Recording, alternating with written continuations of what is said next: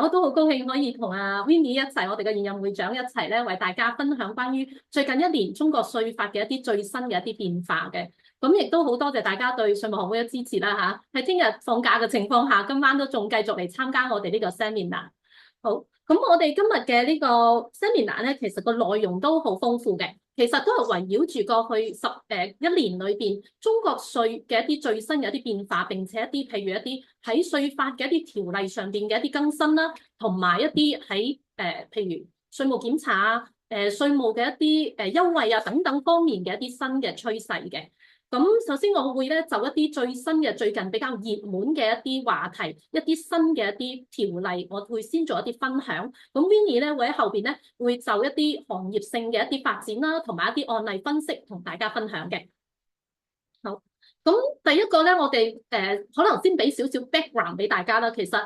過去一年裏邊咧，其實中國稅法咧其實都出現咗好多新嘅一啲變化嘅。咁其實過去幾年，其實中國稅都一直做緊一個稅務嘅改革。咁呢個稅改咧，其實都係圍繞住幾方面。咁一個就係首先呢一個稅務嘅改革咧，係要符合國家嘅一個經濟嘅整體嘅一個發展嘅。同時咧，亦都係要適應一個新嘅業態行業嘅一啲新嘅發展。譬如過去幾年咧，一啲新嘅行業嘅出現，譬如 AI 啦、大數據啦、電商啦等等呢一啲新嘅行業出現。而過去嘅一啲稅法裏邊咧，其實並冇一啲好適用或者係好清晰嘅條例去規範呢啲咁樣嘅同行業相關嘅一啲稅收嘅一啲處理。咁所以其實稅總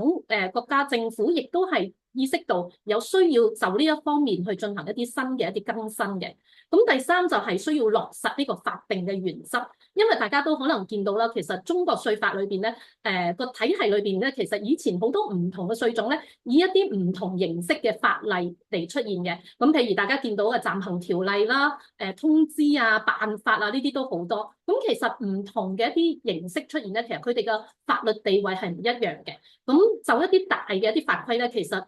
政府係希望可以以一個法嘅形式去將佢穩定落嚟，令到整個稅制係更加清晰嘅。咁第四就係規範呢個稅收嘅優惠。咁我諗可能大家都留意到過去一段時間啦，國稅總局都同埋各地嘅稅局咧，其實都喺度清理緊一啲唔規範嘅一啲稅收優惠嘅一啲情況嘅。咁譬如一啲地方政府可能通過一啲